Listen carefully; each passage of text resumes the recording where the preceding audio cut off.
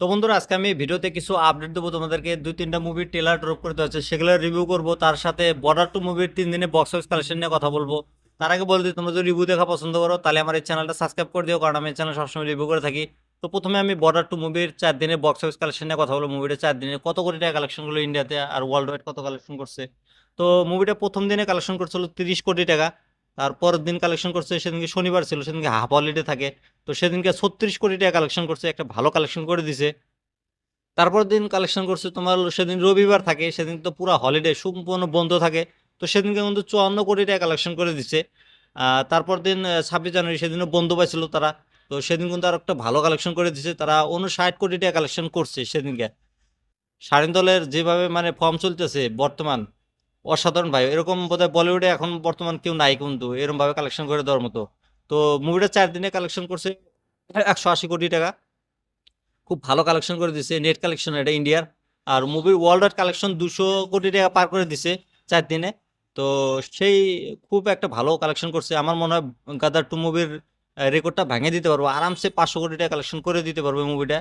সানিদল যেভাবে মানে কালেকশন করে দিতেছে, মানতে লাগবো ভাই। আজকে কিন্তু মুভির বিষয়ে খুব খারাপ খবর। বড় 2 মুভির কালেকশন আজকে খুবই গিরে যাব, মানে খুব কম আসবো।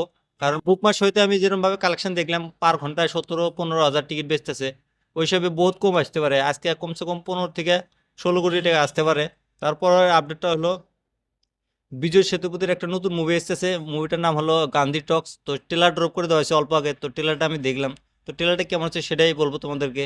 তো দেখো, এই ট্রেলারটা আমি দেখছি, ট্রেলারটা খুবই ভালো লাগছে আমার। ট্রেলারের ভিতরে আহ, একটা শব্দ কেউ ইউজ করে নাকি, আর আমি যা শুনলাম এই মুভিটার ভিতরে কোনো আওয়াজ হবে না, মানে বিনা সাইলেন্সের মুভি এটা শোনা যাচ্ছে। ইন্ডিয়ার ভিতরে ফার্স্ট মুভি হইতেছে এটা, মানে কোনো শব্দ বা কোনো ডায়লগ ছাড়াই মুভি বানাইতেছে এটা। তো ট্রেলারটা দেখে আমার খুবই ভালো লাগছে। ট্রেলারের ভিতরে ইমোশনাল দেখানো হয়েছে, থ্রিলার, সাসপেন্স সব কিছু দেখানো হয়েছে। তো ট্রেলারটা আমার কাছে কিন্তু ভালো লাগছে। আর বিজয় সেতুপতি থেকে এই মুভিতে একটা খুব ভালো অ্যাক্টিং এ দেখা যাবো। তার অ্যাক্টিং অসাধারণ ভাই। মহারাজা মুভিতে তোমরা দেখছো কি অ্যাক্টিং করে, কমেডি বলো সব কিছুতে সে করতে পারে টপ ক্লাস অ্যাক্টিং।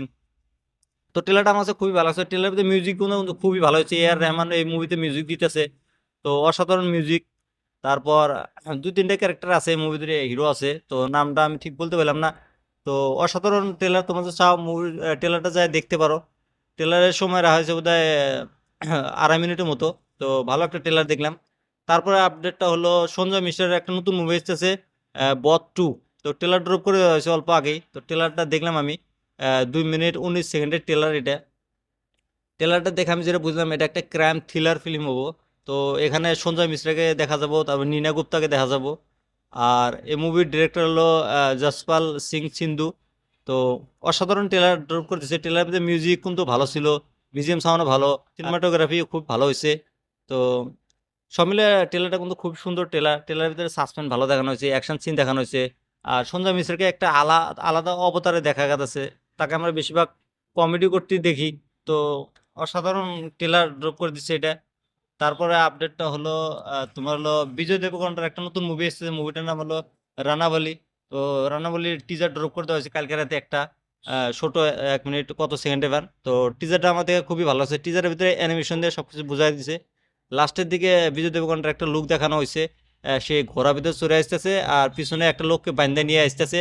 আর বিজয় দেবগণের মোষ আছে, চোখ বড় বড় করে টাইনে নিয়ে আসছে, মানে তার ফেসের তার মুখের এক্সপ্রেশন দেখলে মানে ভয় পায় ভাই, এরকম খাতরা এক্সপ্রেশন দিছে।